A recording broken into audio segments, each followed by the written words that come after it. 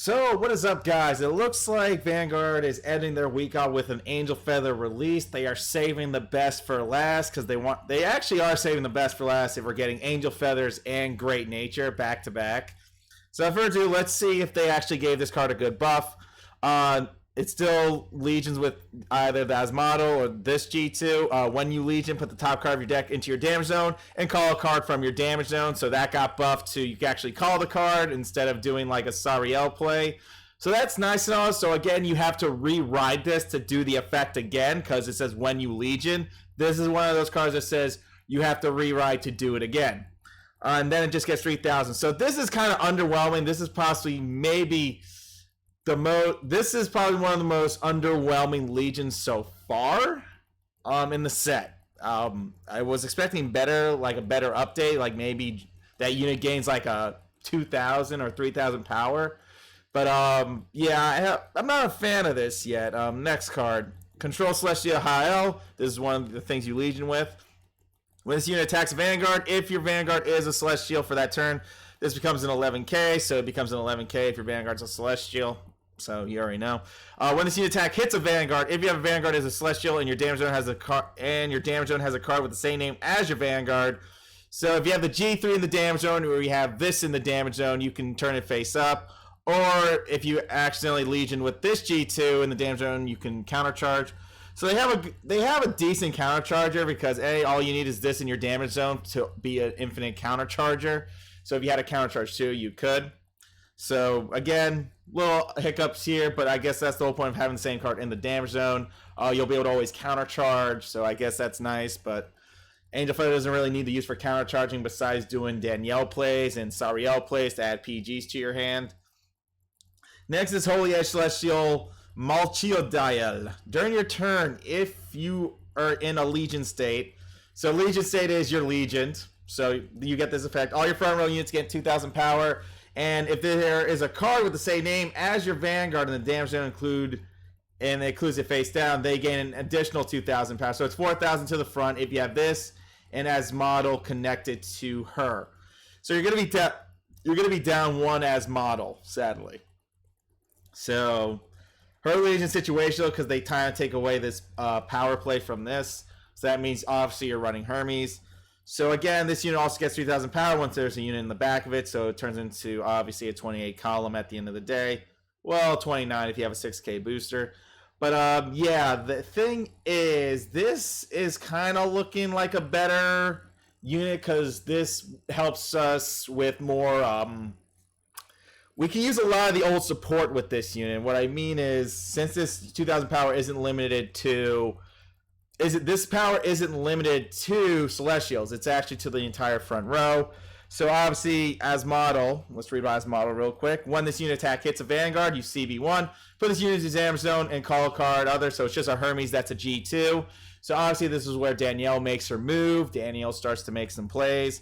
The good thing about this G2 countercharger, it isn't limited. So if you Legion with as model and you have this countercharger, you're going to have plays. Now, obviously, what you're going to be running in this deck is actually a couple old, well, maybe like one good old school card, and that's going to be your 1,000 Ray Pegasus. Because Asmodel goes into the damage zone calling itself, the Pegasus goes up to 9k. That 9k helps us swing when every other unit got 4,000 boost. So right now, what's looking pretty good to me is the double rare. The triple rare is nice and all, but there's too much backlash with how it's working. Because yes, it's a call. But mostly, if our damage zone is all G3s, this effect is pointless. But if you call, obviously, Hermes, you're set, but Hermes doesn't get a boost, so there's no point. So this one's up in the air. I mean, I'd rather use her because she's more on the line of power creeping, and she makes her very quick Hermes plays. You can actually run old Naciel as well with this because Naciel can be in the back of this and your unit would hit 28k. Still a cross-ride number enough to hit over Vanguard. So there's that. Shockingly, there's that.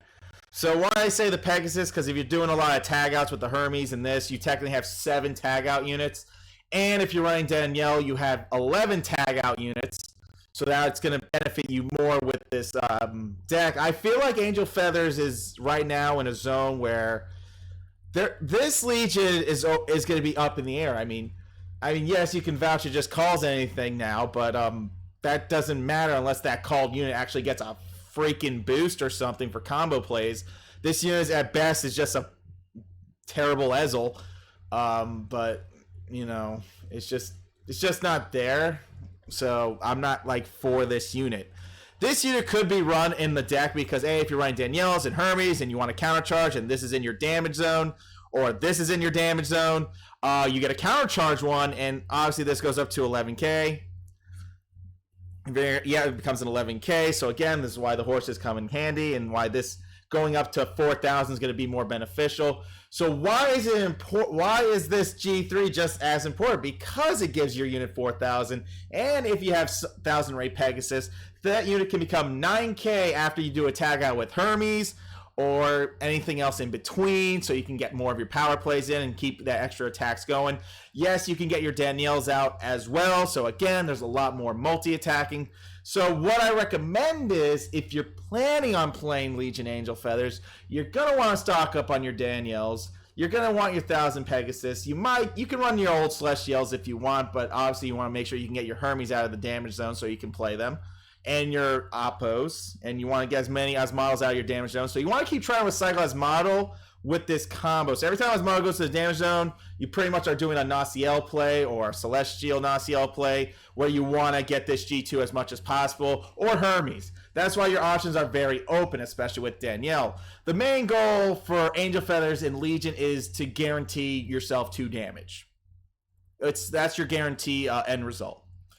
It's supposed to be guaranteed. If they have 1 intercept, you're supposed to swing with a Hermes or Apo. They're supposed to be able to swing again. So if they're at 26, you boost with a Naciel or Celestial in the back of your Vanguard, and that Vanguard's going to be able to hit 2,900 because of the 3,000 boost. So out of everything, which is sad, actually, that the triple rare... I mean, I'm going to play around with the triple rare. I'm going to find something. I mean, I did something with Ramiel Verse, and I liked it. But this is gonna require a little bit more thinking and planning and actual combo setups. Versus this is like, all right, you're guaranteed you have power creep. You can power creep columns correctly if you have your units prepped, and once you do that, you'll be able to swing over Vanguard. I mean, obviously you can swing over 16k with just a 6k booster, since everyone in the front just got 2,000. So technically, your Zariels actually can help you as well. Zariel can go up to 12k, and as long as you have 1,000 rate Pegasus, it can go up to 9k, so that's a guaranteed 21k column. But that's what I'm saying. There's Danielle, and then there's this. So most of your CB, technically in this match, is going to go to Asmodel and Danielle, but that's the whole point why we're going to be running the countercharger, because if you throw a copy of this into the damage zone, and your countercharger is going to be at 13k with a 7k booster in the back, which can turn into a 9k, so you hit a magic number, you're going to be good to go. Honestly, I mean, that's the only smart thing I can think of for Angel Feathers in Legion. The triple rare is very, very underwhelming, and I know someone asked me which one's going to be... I mean, right now, this is very underwhelming for Zero's format. Great Nature got a really good buff because of the restands. With restand columns, with restand combos, those are always godly in Zero. The only way Celestials become more in Legion, become godly in Zero, is your Danielle's and this Legion. So this is how you prep a lot of your combo plays and do a lot of work. So that's how they're ending off the week with this reveal. Obviously, the double rares are the better result of Celestials. So that's about it. But I wouldn't mind running this maybe if my hand was running low and I Legion and I need a card from the damage zone. So technically, the only positive thing I could possibly see with this is maybe a different trigger lineup. But we'll see. We'll kind of play it out by ear for that. Yeah. Anyways, guys, that's all we have for you today. I hope you enjoyed this discussion on Angel Feathers Legion. Thanks for watching. Y'all be good. Y'all stay safe, and I'll see you all another time. Peace out.